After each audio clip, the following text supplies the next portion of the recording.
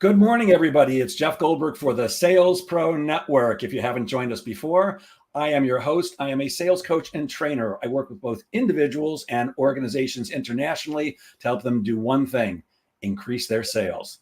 And if you've been with us before, you know that I founded the Sales Pro Network to be a place where we can elevate the profession of sales. Salespeople can talk with each other, network with each other. And every Friday at 10 a.m., we either do a live training or we bring in an expert who can add value to the profession of sales. And my friends, I've done it again for you. We have another great guest.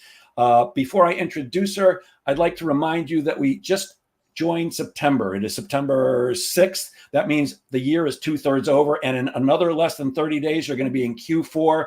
Now, like right now, this second is the time to get incredibly busy. If you're behind on your goals, there's still time to pull it out. But what you don't want to do is wait until after Thanksgiving, which is when I'm sure our guest today, like myself, get lots of calls from people who are saying, "Oh my God, we've only got 6 weeks left of the year. I'm not going to hit my quota. Jeff, help me. What can I do?" And my answer is always, you should have called me in March. It's too late. So get busy now. And with that, it's my pleasure to introduce today's guest. She is the CEO and founder of Business Development University. There's an actual university to help you develop business. That's awesome. Please welcome our guest, Lisa Peskin. Good morning, Lisa. Oh, good morning, Jeff. It's such a pleasure to be here today. I'm really excited to be talking to you, Lisa, because you're an expert in the world of sales and sales management. Before I ask you the 1,000,001 questions I have for you, by the way, if anybody's watching us live, you're welcome to put something in the comments, and I'll be happy to pass it on to Lisa if you have any questions for her. But can you tell us a little bit about your background? What brought you up to being who you are today? So I'm going to go back a little further than you might anticipate, but I'm going to my hero, who is my dad, who passed away 27 years ago as a double amputee. He gave me 3 pieces of advice as a little girl: follow your passion, don't count on your husband for your money, and if you can, be your own boss. I took his advice. I knew I liked helping people. I was pretty decent at math and science, and I decided to be a doctor. And I went through all the pre-med classes up at Penn State, only to realize I was squeamish and I would have made a terrible doctor.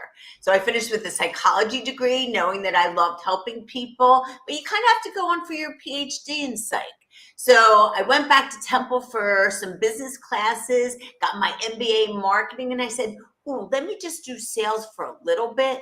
But I never thought I'd be a salesperson. I had all those bad connotations: pushy, car salesman-y, obnoxious. It was the last thing I wanted to be, but I wanted to at least understand what sales was all about. And quite honestly, I wasn't always successful in sales, but finally I figured it out, and now it's my passion. That's amazing. I love the advice about don't count on your husband for money. I've got 2 daughters. One graduated from school last year, and the other one just graduated. The one who graduated last year is an aerospace engineer, so she's literally a rocket scientist doing a great job. The other one got a degree in philosophy, which she quickly is finding out isn't getting her any jobs. And I said, "What do you really want to do?" She goes, "Really? I want to meet a wealthy man who's going to be kind to me and just get married." I'm like, "Go for it. That's what I'd like to do. I'm looking for a wealthy woman with one foot in the grave. That would be great for me." But onward and upward. So what are you passionate about, and why did you start your company? Well, after 12 years at ADP, and I don't know if any of you are familiar with ADP, but we had 12 years of weekly quotas, worked my way from sales to sales management to running a 40-person sales force. And I loved what I was doing, but we had weekly quotas. I don't even know my daughter's first words or first steps. And I always had my dad's words in the back of my head saying, "And if you can, be your own boss." So 2003, I knew that my forte and my passion was helping individuals or teams that were underperforming hit their numbers. And if they were just average, could I make them good? If they're good, could I make them great? If they're great, can I turn them into superstars? And I taught my managers back in the 90s a methodology that we'll talk about later that really is all about maximizing performance and potential of either individuals, teams, or entire companies. And when I started my company in 2003, I said, let me see how I could help companies from the outside. And that's the way I started this. Wow. It's funny you mentioned ADP. One of the services I know we both offer is outsourced or fractional sales management. I'm actually managing a payroll company right now, and ADP, we're like, "No, ADP." Well, we could talk about that another time. Absolutely. Well, Yeah, let's talk about it another time. We find it fairly easy to take business from them because they're very good at getting people on board, but not always great at keeping them happy. So, at any rate, I was curious about something. One of the things I do when I'm going to interview someone like you, a professional like yourself, is I go to their website and I go to their LinkedIn feed. And what does squeezing lemons have to do with selling? Uh, well, anyone who knows me associates lemons with me. And you could see, I've got lemons all over the place. And a lot of people think it's, oh, she's great at making lemonade out of lemons, which I am. I've been called Little Miss Mary Sunshine a lot because I can find positives in just about every negative. I learned that from my dad, by the way. But squeeze the lemon is, how do I get the most juice out of my life? How do I get the most out of every day? How do I get the most out of every conversation? So in our personal life, I hit the microwave for 5 minutes. What can I do in that 5 minutes? Or I'm walking up the stairs. What can I pick up? In our lives, squeeze the lemon might be a client saying, oh my gosh, Lisa, I am up 30% for the past 2 years and I couldn't have done it without BDU. Most people would say, oh my gosh, thanks. But squeeze the lemon is, oh my gosh, thanks so much. Could I ask you the biggest favor? Could you take what you just said and put it into a LinkedIn recommendation for me? That would mean the world to me. And if you go to my LinkedIn, and please do connect with me on LinkedIn, but you could see around 100 times I've done that, where I basically take an opportunity. So the two words that go along with my lemon is, the first one is, let's be purposeful in everything we do. Let's not just do activity for activity's sake. Let's be purposeful. And the Mm. corresponding word that goes along with this is accomplishment. So just to tell you a brief story, my husband, midlife crisis, buys two motorcycles. Of course, the big motorcycle falls down. He goes to lift it up. He hurts his shoulder. He doesn't want to pay for us to get the leaves up in the backyard. So he says one Saturday, Lise, let's go get the leaves up in the backyard. So I go get the tarp. I go to where the most leaves are. I'm raking. I'm bringing it to the front. I'm sweating profusely. And I look over at him and he's picking one leaf at a time off of the pool cover. So we were both purposeful in what we were trying to do, but I accomplished a lot more. And in sales people's lives, I've seen this for the past 38 years, is a lot of times companies put up a formula for success. Do this, do this, do this, do this. But they don't focus on what they want to get out of all those activities. And a lot of times people are talking to their clients and they don't squeeze the lemon. And the last thing I'll say about this is, I was working for a big energy company in Philadelphia. And I was out in St. Louis doing some training for their call center. And the woman says, we got to make sure our folks are squeezing the lemon. So she used my metaphor, how it was intended. So if we're picking up the old refrigerator and giving them money for that, well, we should be talking about the energy efficient refrigerator that we would give them a rebate on. So squeeze the lemon is just the power of one more drop of juice. Yeah, I love that concept. And I find so often that salespeople are remiss in letting clients know everything they can do. I'm in a networking group that I've been in for 20 years. I get about a third of my business from that group. And there's a guy in the group who I went to high school with, so I know him well. He's been in the group 37 years. That's how old this group is. So I've been in the same group for 20 years. And, we go like every networking event, you give your brief commercial. And about, I got to say, 6 or 7 years ago, he shows up at the meeting one week and he adds something in that I didn't know. They're a commercial moving and storage company. He goes, he does this brief commercial, goes, oh yeah, and we also do shredding. Now, I know him for a long, long time. He's a friend of mine since high school. Obviously, if I came across shredding referrals for anybody, I would give them to him. But until he let me know that he does that, I didn't. So I love this concept of squeezing them. That's fantastic. Also, I highly recommend getting a leaf blower. I just got one recently. They're fantastic and they're fun. Go ahead. No, I was going to say, with the squeezing the lemon and the way that you just spoke about it, it's really the white space matrix, where a salesperson might have multiple products or services that they offer. And one of the best ways to grow the business, bar none, is to penetrate their existing client base by figuring out what other services or products I have that they could potentially take advantage of. And a lot of my clients just setting up the white space matrix and talking about share of the wallet conversations is so critical to really being able to maximize the annual revenue per client, which is a great way to add to sales. Yep. And I'm embarrassed to admit this, but just this morning, I got an email from a friend who, you know what Vistage is? Yes, of course. So I'm a Vistage approved speaker, and you know, As am I. yeah, there's my Vistage where people post things, questions, and all kinds of stuff. And there's a friend of mine who regularly forwards me stuff that, in case I didn't see it, that Jeff, is this a good lead for you? And he forwards me one today. He said, I'm looking for a fractional sales manager. Now I'm looking at it, so I click on it and go into the actual post.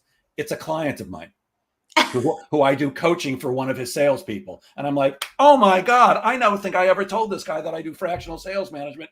Shame on me. Of course, I wrote to him this morning, said, I think we need to talk. I know you're looking for a fractional sales manager. I have someone for you. Oh my goodness. Now, you say there are 3 keys to being successful in sales. Unlock the door for us. What are the 3 keys? And if you think of a fourth, I'd be very interested to hear.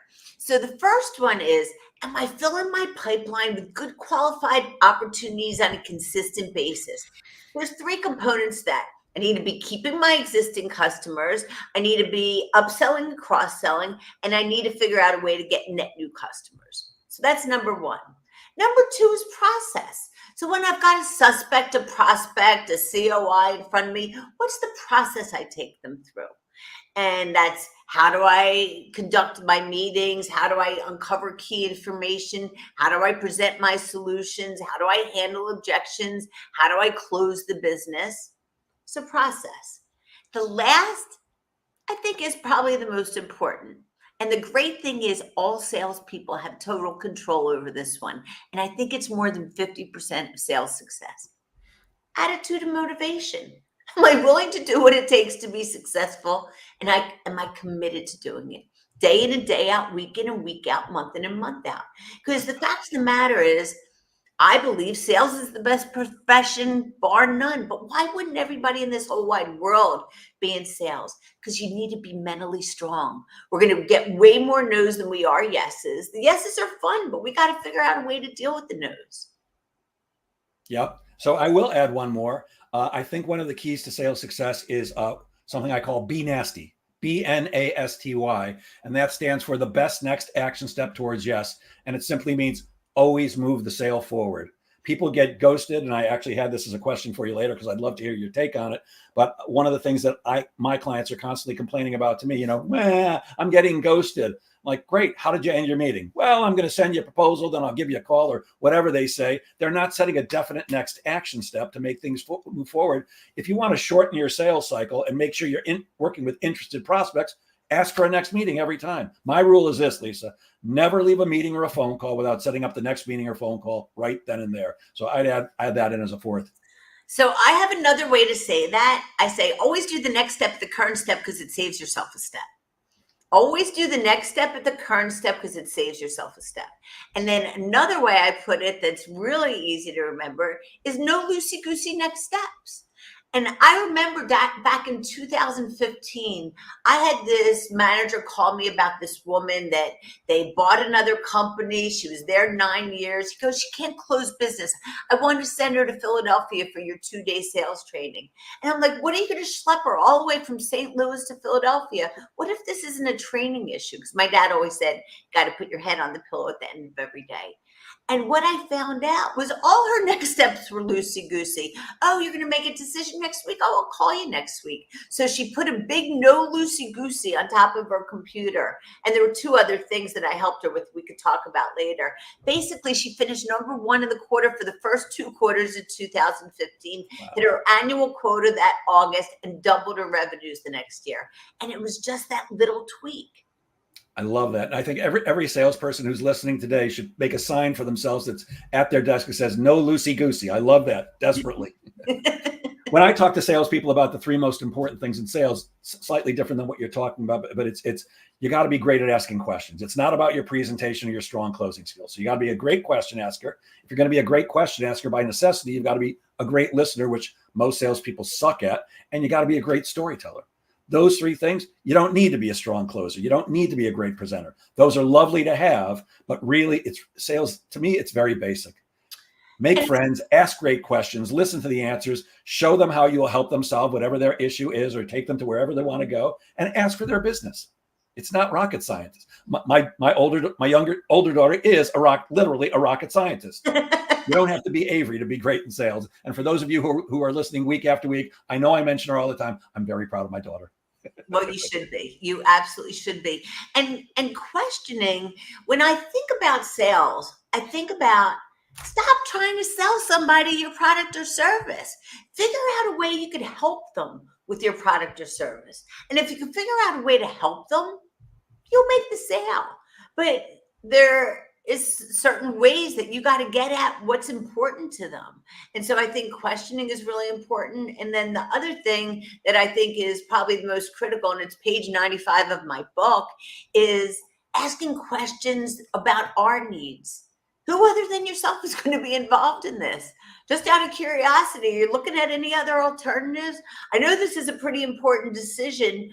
What's going to go into your decision? And if you don't mind me asking, and you see I'm adding prefacing phrases to all this, but we need to know all that information to really be able to guide us as far as how we're going to handle the process. Yes, I call those softeners, a word or a phrase that you put before a question, which makes it more conversational, but we're on the same page. Now, I know that you not only work with salespeople, but you also work with sales managers. What are some of the things that every sales manager needs to do properly to develop their salespeople and maximize their potential? So when I do work with sales leaders, I say you've got a one-line job description. All you need to do is maximize the performance and the potential of all of your direct reports. Easier said than done. So if they're underperforming, how do I get them to hit their numbers? If they're average, can I make them good? Good. Can I make them great? Great. Can I turn them into a superstar?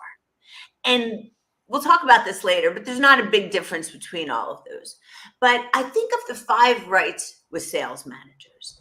Do you have the right number of the right people doing the right number of the right things right?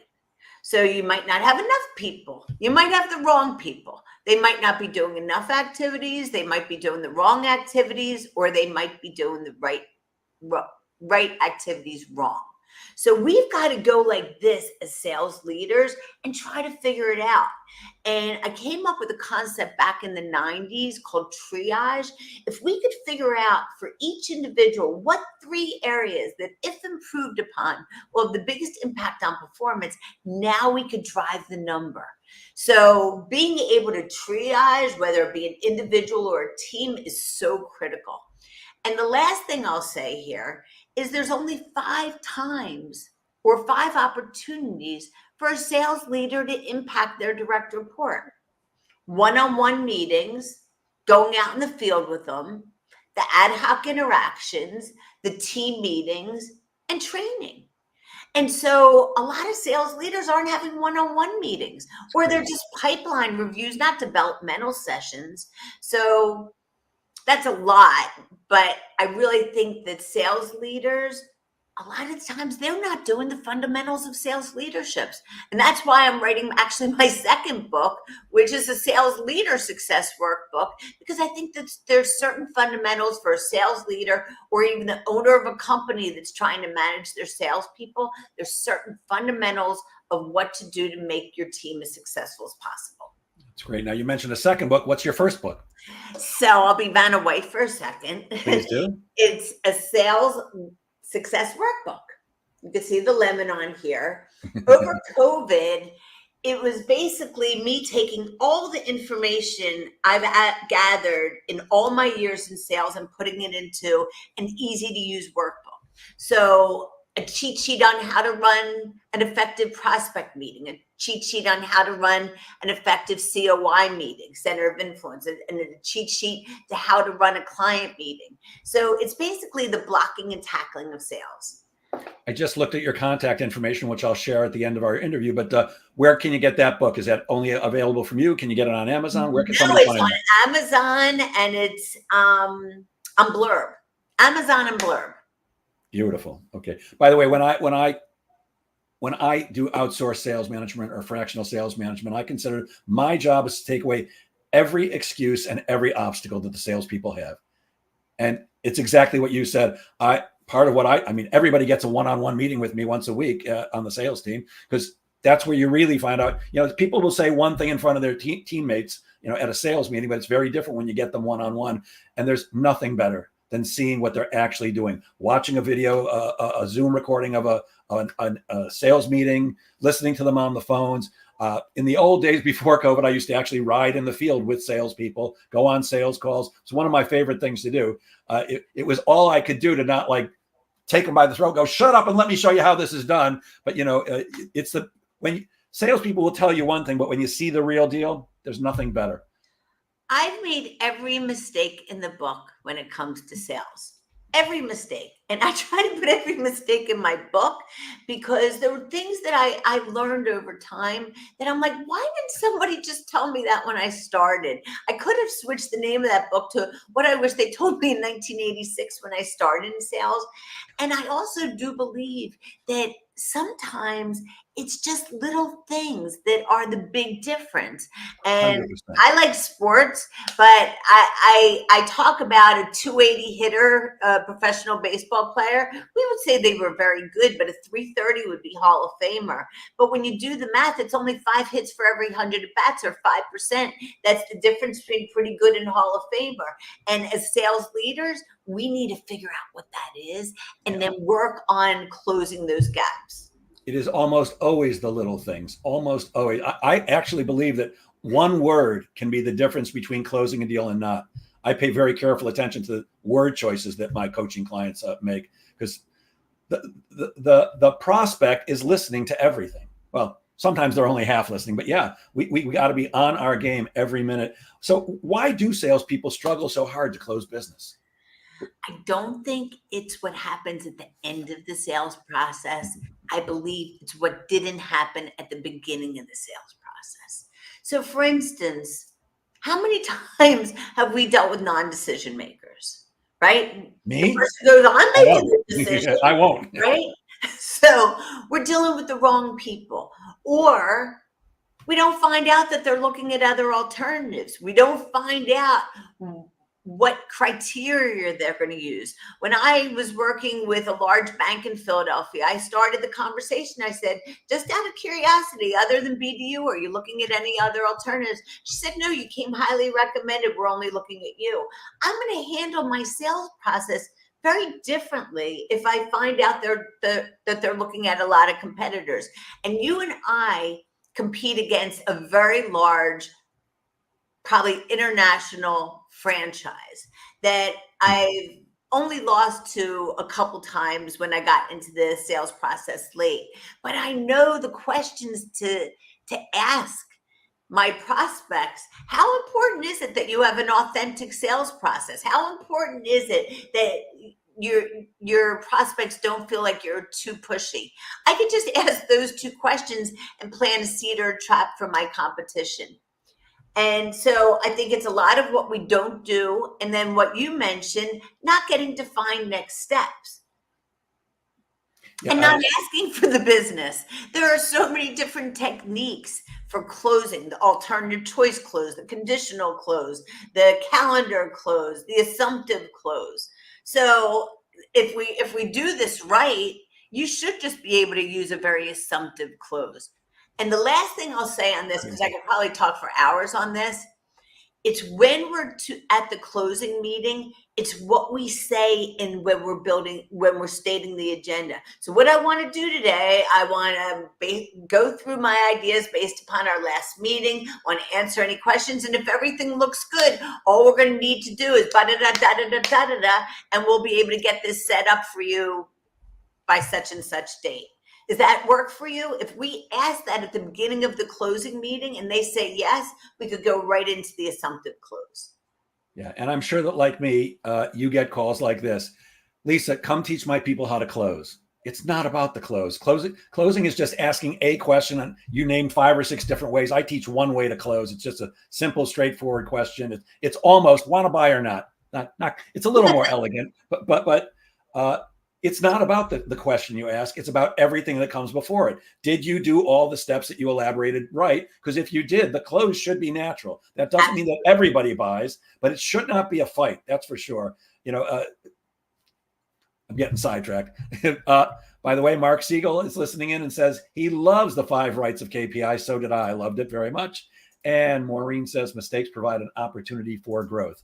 Mark also said our daughters add to our purpose in life. Absolutely right. As does my son, Mark. I love all 3 of my kids. So I noticed that one of your areas of specialization is working with people in professional services. What's the difference between working with what we'll call a typical B2B sales organization as sellers, as opposed to maybe a lawyer or an accountant who needs to know how to sell? The biggest difference is time available, dedicated to business development. So salespeople, their full-time job is business development, where non-selling professionals may only have a sliver of their time to focus on business development. Therefore, their time here is really critical. And what a lot of non-selling professionals don't have is a game plan for that time. So let me give you an example. I'm working with an engineer. She's a medical device engineer. And she was with the company 20 years. 20 years, she was doing great. I met her in a networking group. All of a sudden, she's doing terribly. Her company lowers her hourly rate. They lower her bonus. They lowered her salary, and they put all this pressure on her.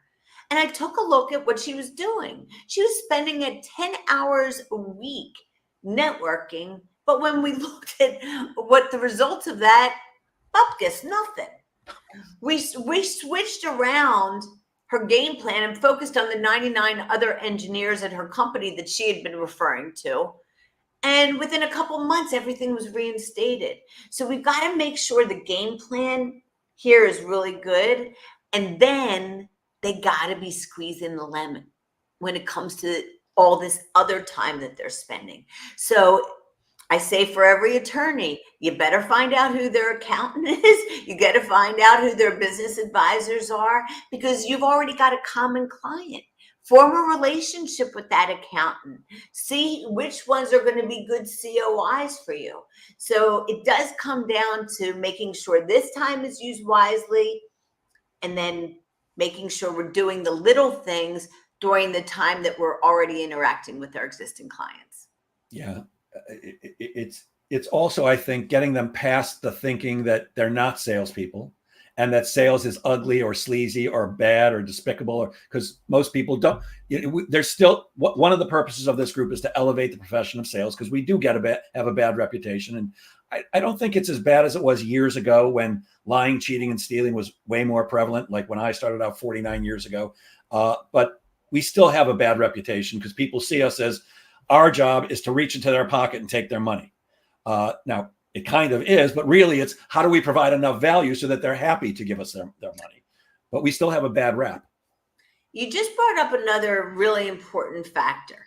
So, and I wrote a blog on this recently and I got a little pushback, but I believe there is a line in the sand that if I cross that line, I become that pushy car salesman, obnoxious, all the things we hate to be. But what I find, especially with non-selling professionals, they back all the way off of that line. So how does it manifest itself? They don't ask a particular question. They don't ask for the business. So I say we all got to get up to that line, but never cross it. So we've got to ask the right questions. And if we truly think, I say this to my non-selling professionals all the time, stop thinking about selling them. Just find ways to help them out. If we can figure out ways to help them out, we'll make the sale. Yeah. Zig Ziglar said that sales is about service. And that's what I believe. Helping, serving, that's what it's all about. Exactly. And when we can figure out ways to help with our product or service, that's the magic key right there. But because we don't ask certain questions, or we don't squeeze the lemon, or we go to a networking event, check off, I went to a networking event, but we're not purposeful about it, and we don't find a couple people that we're going to have a follow-up conversation, then why are we wasting our time? 100%. And you can waste all day, every day networking, because there's a networking event every hour of the day and in the evenings. I've dedicated myself to one group. I've spoken at lots of groups, but I'm in one group for a long, long time. Uh, you can, it's easy because you don't get rejected when you're networking. Oh, you didn't give me a referral. Well, I don't feel bad about it because you didn't give me anything. You didn't take anything away. But if you're not getting look, if you're networking 10 hours a day and you're getting lots and lots of referrals, network 10 hours a day. You never have to pick up the phone or send an email or do anything else. But typically that's not the case for most people. Mark, I think jokingly said, is bupkis a Yiddish word or a New Yorker word? I would say Yiddish, but I also have some of my own made up words, like schmagiggle. Not So schmagiggle. Okay. but sometimes things are a whole schmagiggle, and that's a whole other thing. All right. We're talking to Lisa Peskin, the CEO of, I forgot the name of it, Business Development University. Thank you. So sorry. I had to go back to my notes, Business Development University. We're halfway through, and we're going to take a 60-second break for a word from our sponsor, which is me. Hi, I'm Jeff Goldberg, the founder of the Sales Pro Network. For nearly 5 decades, I've been selling, managing, coaching, and training salespeople internationally. And I'm often asked for one-on-one or private coaching, but it does involve a substantial investment. For that reason, I've recently developed the Sales Pro Insider Network community. It works like this. We get together twice a month on Tuesday nights from 6 to 7:30 p.m. Eastern. At the first session of the month, it's you and me, with me taking your questions and giving you the advice and help you need to both prospect and sell more effectively. At the second session of the month, we'll have a guest coach speaking on a fascinating topic that helps sellers like you and me. And of course, we'll do group coaching then too. The best part is the investment is just $27 for the first month, and there's no long-term contract at all. In fact, you can cancel at any time. Go to crushsalesgoals.com. That's crushsalesgoals.com. I hope to see you there. I'm very excited because this month's guest coach is Melissa Esmeralda, who is an expert in email marketing, and she's going to be talking about that and giving us all advice. If anybody's interested in attending that as my guest, go to crushsalesgoals.com, and you'll be my guest at this month's event, which is, Tuesday the 24th, I believe. Okay, you'll find out at crushsalesgoals.com. And Mark Siegel again said, serve, not sell. Absolutely, 100%, Mark. So we're talking to Lisa Peskin, the CEO and founder of Business Development University. I looked at my notes that time, Lisa, so I got it right. I know you've got a bunch of different programs. By the way, I forgot to mention, I have a program called Selling for Non-Salespeople. It's the same exact program with slightly different words so people don't feel bad. So you've got a bunch of customizable programs, including a basic 101 selling for rookies all the way up to advanced 401. What do you do with star performers who are really already doing really well that's different from what you do with newbies?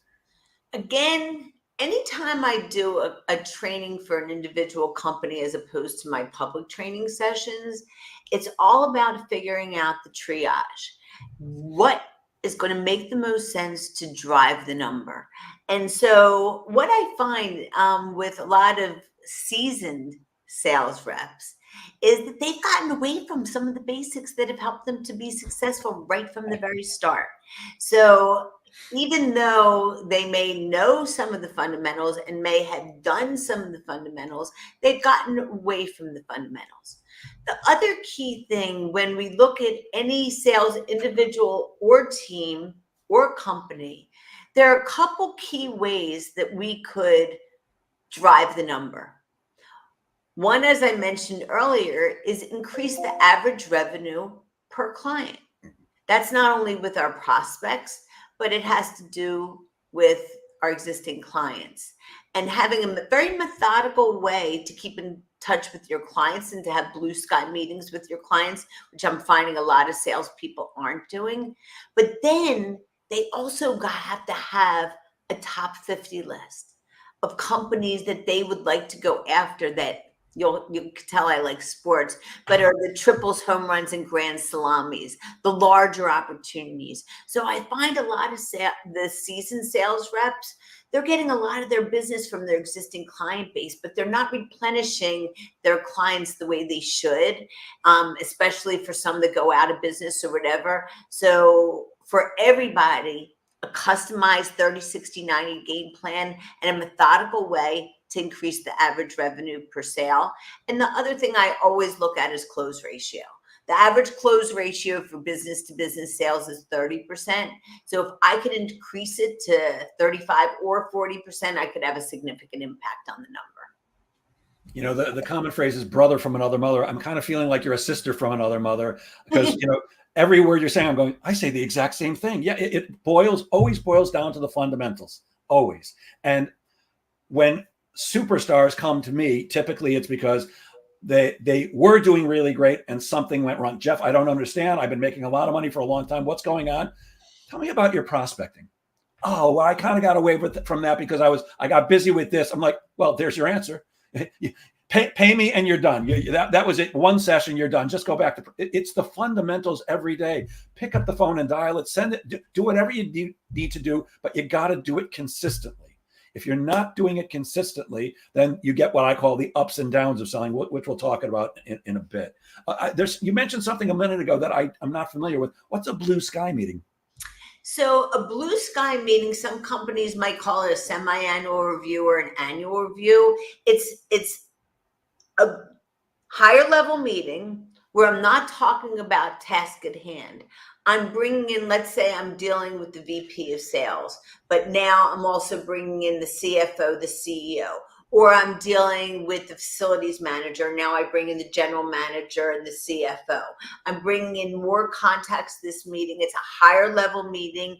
I'm talking about how we're doing on this level.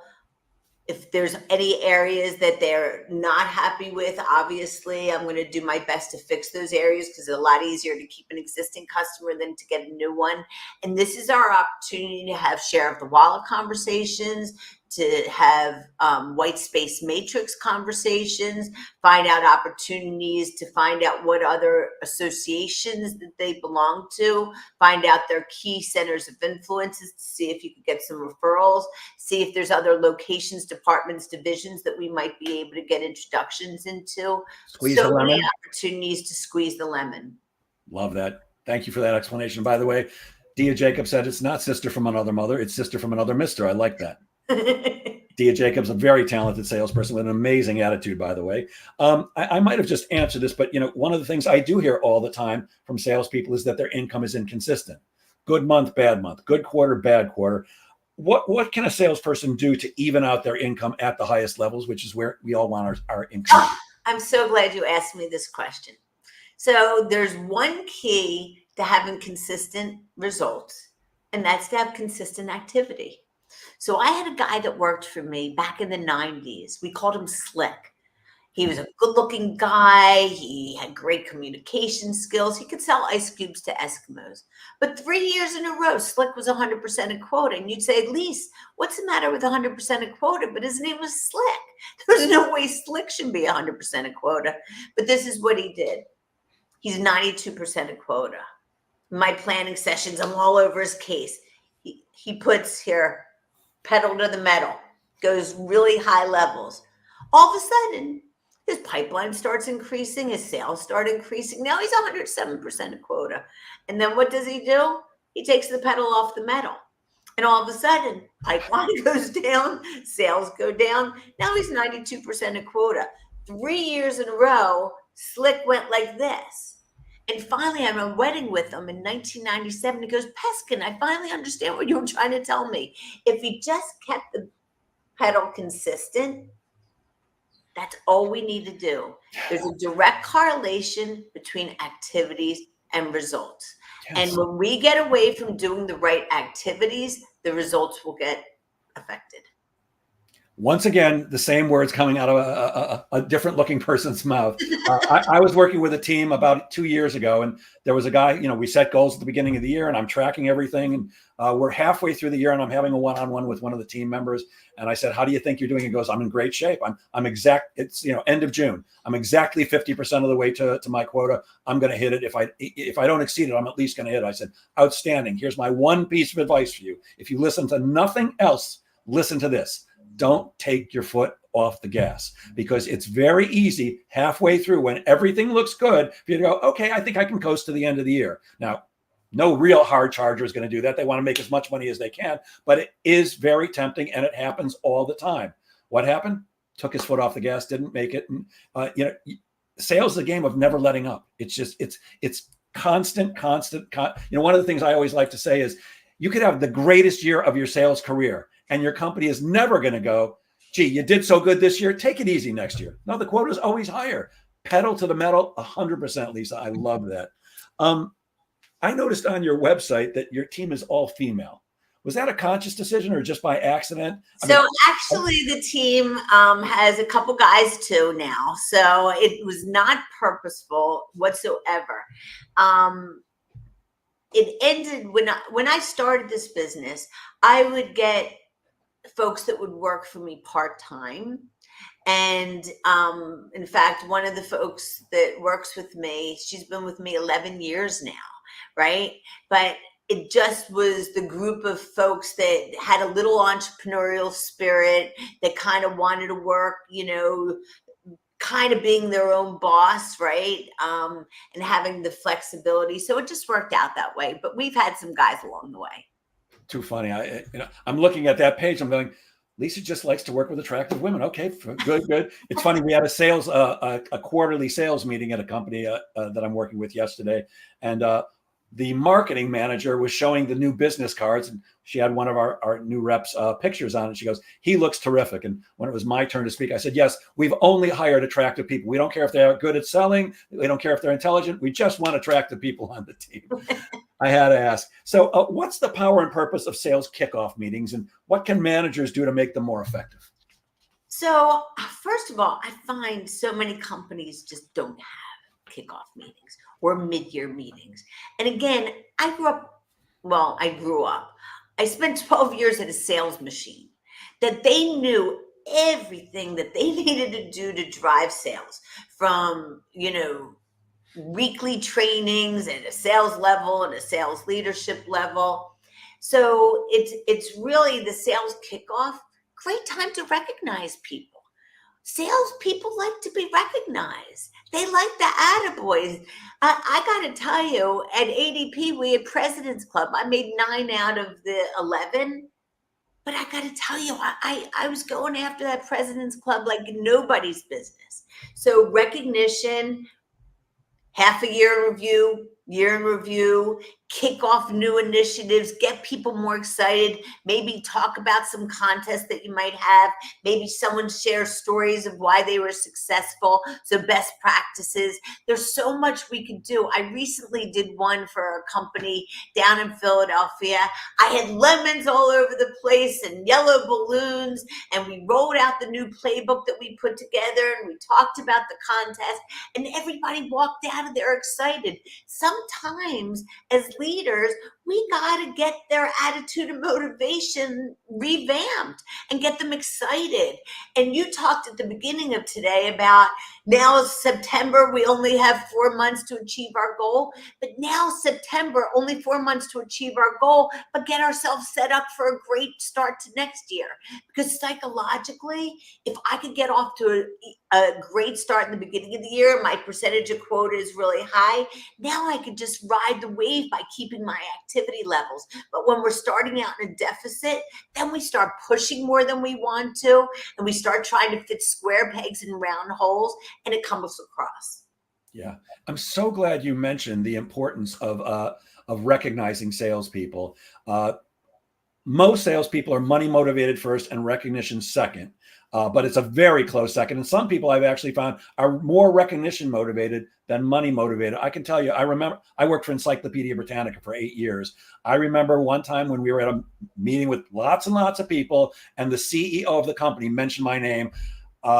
It was my heart just was full, and I lost it in a move. But I wrote to her. I don't want to waste everybody's time with this a long story about this, but I actually met her at a meeting, didn't know who she was, introduced myself. I said, what do you do for the company? She goes, I'm the CEO of the company, Jeff. I'm like, oh, I should know that. She goes, it doesn't matter if you know my name. I know yours, young man. This was right at the beginning of my career. I was like stunned. And I wrote to her after that. I said, would you possibly be my mentor? I know it was a big ask, but I said, what do I have to lose? And she wrote back, I would love to. I don't have the time to that, but I'm watching everything you do and you're going places. It was in a letter. I framed it. Every time I moved, it was hanging in my office. I've lost it. But that recognition is so important because look, let's face it, we typically have big egos in sales because of what you said. We hear no more often than we hear yes. And if we didn't have a strong ego, we wouldn't be able to deal with it. We need to feed that ego every now and then. We need to remember it's time to give a little applause. John Hill says, I could listen to Lisa all day. She's so enthusiastic. Agreed, John. Mark wants to know, what's the reasoning on a mindset level? Why do people take their foot off the gas pedal? Why do they do it? Well, because they want to. I say all the time, one thing we don't get to do in sales is go like this. Right? We never get to take a breather. But I do that, by the way, about 8 or 9 o'clock every night. And then I got to wake up at 4 o'clock in the morning and get going again. So I think that people feel that they don't need to replenish. They don't necessarily want to do some of these activities to keep their pipeline filled on a consistent basis. So they shy away from the activities that aren't as comfortable and will spend a lot of time doing the other things. But we all know, as I said in the beginning, one of the key components, I got to keep my existing customers. I got to penetrate them, but I always got to get net news. And I'm dealing with a company right now that sells a manufacturing part, and they can't even get to all their existing clients, and they're not spending any time trying to replenish, and it's hurting them significantly. Yeah, and it's possible that Mark, who is a personal mind trainer, might be a better person than you and me to speak about this, but in sales, you've got to be mentally strong. There is no time to relax. When you're done for the day, relax. On the weekend, relax if you're not working on the weekend. But it's constant. I always say that sales is not an easy job. It beats digging ditches in the hot sun, which I wouldn't know because I've never dug ditches in the hot sun, but it's mentally exhausting. And if you're not mentally strong, I think that's why you take your foot off the gas. Or we feel we've already made it, we can just coast. I'm not interested in coasting. I'm interested in optimizing every opportunity, serving as many people I can so I can take care of myself and my family. This is a numbers game. It's a mathematical problem. So we start with what we want to make, then we know how much we got to sell, then we subtract our repeat business, we subtract out what we could upsell and cross-sell, and leaves us with how much we need as far as net new business. Then we figure out how many singles, doubles, triples, home runs, and grand salamis we're going to get. Now we figure out the number of new sales. We apply our close ratio. It's 30%. We multiply it by 3. That tells us how many proposals. Then it tells us how many appointments to get that many proposals or quotes. And then what are the activities to get that many net new appointments? And by the way, when I say net new appointments, that one thing is the most critical factor or number or metric that people in sales need to measure themselves by. I know I need 2 net new appointments every single week to make my number. It's just an equation. So once we figure out that equation and you know how many net new, now you know what you need to do to get that many net new. And we got to measure it. So many salespeople, they don't have a game plan. They have no way of measuring their progress. It amazes me. I mean, I'm from Philadelphia, so I don't know if you know this reference, but how many coaches, professional football coaches, other than Rich Kotite, come into a game without a game plan? Back in my day, Andy Reid is color coded, right? We all have to have a little game plan, and we got to hold ourselves accountable to those goals. 100%. I could just, I might just say, look, you're going to hire me. I'm just going to send this nice looking blonde lady. She's going to say the same things I will. It's brilliant. A while back, I saw on a post of yours that you were listening to a morning radio program and they were discussing horoscopes. I don't believe in horoscopes, and I don't think you do either. But what was your horoscope and how can that be applied to sales success? I love the post. Oh my gosh. Now you got me, because I thought I was totally prepared for this interview. And now I don't even remember my horoscope post. I believe it was about making the most of every opportunity. Well, that's squeezing the lemon. It's squeezing the lemon. And I just look at life this way. I get up early. I go for my morning walks. I chase my sunrises. I think I emptied the dishwasher at 4:30 this morning, but it's all about accomplishment in everything that we do. And it's all about what's one more thing, just one more thing that I could accomplish? Because that one more thing adds up. And there was a book, I don't know if any of you have read it. It's called Cold Calling Techniques That Really Work by Stephen Schiffman. It was a little book, and I'm sure you read it, Jeff. But I worked for Stephen Schiffman. oh, well, there you go.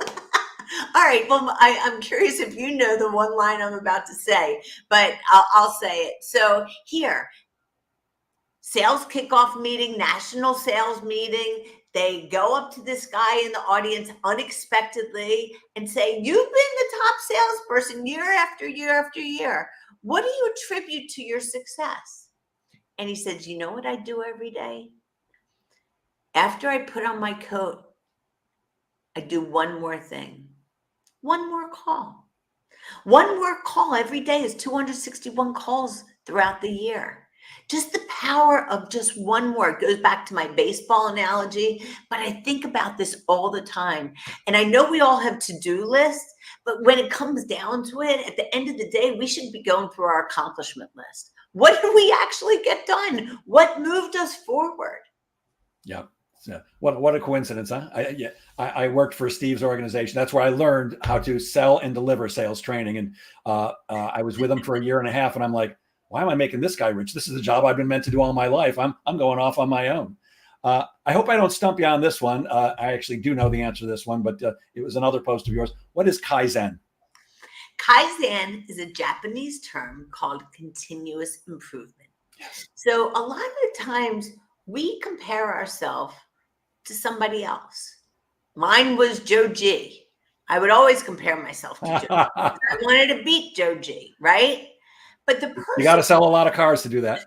The person we really should be comparing ourselves to is ourselves.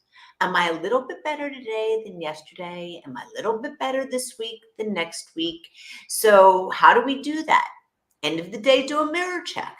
What did I do great today? What can I do a little bit better? And even at the age of 63, I'm still doing that to this very day, constantly thinking about what's going to drive the number, what's going to drive the needle, what else can I be doing? And I used to have plaques made up at ADP with Kaizen on it, because when we think about that concept, no matter where we are in life, constantly improving and constantly learning. And I'm hoping, I have a lump of clay theory that everybody starts off life as a lump of clay. Every person you meet, every experience you have shapes you into who you are. Meeting you, Jeff, made a positive indentation on my lump of clay. And my goal today was just to give some thoughts that might be positive for other people. And just, you take that idea and it creates an aha moment, and then we act on that aha moment.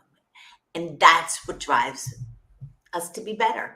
Outstanding. I'm pretty sure that Dia Jacobs, who I showed some, she's the one who said sister of another mister, is probably ready to reach out every time you mention ADP, because she is working for a competitive payroll company. She probably wants to strangle you. Stop mentioning ADP. Oh, that's okay. We love ADP because they are easy to take business from. And it was I left there in 2001. So we're 23 years later. Oh, they're definitely an 800-pound gorilla. There's no doubt about that. I always like to ask this question because it's a question I get all the time. What prospecting methods are you sharing with your clients today? And what do you find that's working well? Because we all know if you can't get an appointment, you're screwed. It all starts with getting that consistent flow of first meetings. So this is one thing that has made a significant impact on so many of my clients: a 10-touch program, a methodical 10-touch program focusing on the heavy hitters, triples, home runs, and grand slams. So it could start off with a call, it could start off with an email, it could start off with a LinkedIn connection, it could start with a message. Putting videos in there is huge, but a multi-pronged program that's methodical. So we recommend, we've got a STAR program. You either start off with 5 or 10 prospects a week. First week, you do first touch with the first set. Second week, you do first touch with the second set, second touch with the first set. And so on and so forth. So it's a pipeline enrichment program. And nowadays, back in the olden days, I could call somebody I could stop by there. I could send a letter to them. Now we've got so many different ways to go at it. I had one company, a logistics company, they put together this multi-pronged program. Their net news went up significantly. I had a guy that worked at an MSP, managed service provider. We did a blitz with them where everybody's on the call together. He got 3 appointments in an hour. We said, how did you do this? He goes, I sent them all videos last week. So a multi-touch, methodical program. And the other thing is good messaging. Not what you sell, it's how you could help out. And if you could use examples of other clients in their industry, even better. Yeah. Once again, same thing. I call it a blended approach to prospecting. There doesn't seem to be any one thing that's working perfectly for everybody, but by touching people in multiple ways in a systematic fashion, eventually they're going, who is this Lisa Peskin? I see this name before. By the way, I'm recommending a lot these days direct mail, because I don't know about you. I used to get 10, 15 pieces of direct mail every day. If I get one a day, that's a lot today. And I will not open every email. I just don't have the time. I'm sure like you, I get 200 to 400 emails every single day. Can't possibly read them all, but I open every piece of mail that comes to my office or my home, every single one. So I think that should be part of it. Especially if you take the time to handwrite the envelope and handwrite the message, it makes a difference. Let's see. Mark has a question. Do you use or recommend CRMs for managing the 10 touch? Yes, Mark. That's the companies need CRMs, and a lot of the CRMs could help you in that process and do a lot of those touches. So that would be a yes with a lot of exclamation points. Yep, me too. Is there any one in particular that you like? Well, I like HubSpot, to be honest with you, for smaller companies. It has a lot of power. I think Salesforce is overkill for a lot of 100%. them, right? So quite honestly, a lot of my companies use HubSpot. Yeah, HubSpot's great for marketing. I typically recommend Pipedrive, but they're similar. And I could not agree more. Yeah. Unless you've got thousands of salespeople, Salesforce is overkill. It's a Lamborghini, and most people are perfect with a Chevy. You just don't need it. And I also believe that if you're going to bring in Salesforce, you need a full-time Salesforce administrator, somebody who actually understands how it works. Look, I'm more technological than the average human being, but I've never been able to produce a single report on my own in Salesforce without somebody else helping me. So yeah, overkill. No offense, Salesforce, you're just too difficult. Looks like we're out of time. So what I'm going to do is I'm going to share. I hate to say that because I'm loving this talk, but let me share my screen and give your contact information. Well, remember, this will be turned into a podcast for those who are watching. They can see this, but if you would explain to everybody, what's the best way to reach you if somebody's interested in working with you or talking to you or finding out more about what you do? Call me on my cell phone. It's right there. Let's have a conversation. I'm not going to try to sell you anything. Let's see if I have some ideas that can help you out, right? And then, of course, follow us. We try to put out good content for everybody. And if you check out my book and you have any feedback, I'd love to hear it. And I'm just all about helping. I have the same mindset that you do, Jeff. I have an abundance mentality. There's enough out there for all of us. And it's just about not only being willing to do something, but committed to doing your success. And I'm only 5'1". I'm very tall on the screen, but I'm only 5'1". And so I'm a little short for my height. And so, and tall for my weight, right? Or short for my weight and tall for my height. I should put it down. But it is about doing what you need to be doing, and not only be willing to exercise a lot and keep your caloric intake down, but committing to doing it. Lisa, because this is live and the people who are watching can see your phone number, but it'll be converted to a podcast soon. Would you like to give out your cell phone for the people who are listening? 651-651-6977. Make sure you link into me on LinkedIn, connect with me on LinkedIn, and let's just have a preliminary conversation. If I can figure out a way to help you out, it would be my pure pleasure. And Lisa, I think I stepped on the first number of your phone number. Would you like to give it one more time? 215-651-6977. There you go. And the name of your book again? It's the Sales Success Workbook, and it's available on Amazon. That's probably your best way to go get it. And feel free, if you want to go on my website, there's a lot of cool tools on there as well. And the website is? businessdevelopmentuniversity.com. There you go. Lisa Peskin, thank you so much for sharing your brilliance so generously. I love you. You're terrific, fun to talk to and fun to work with.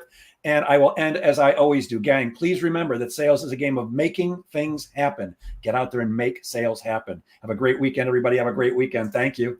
Bye-bye, everybody.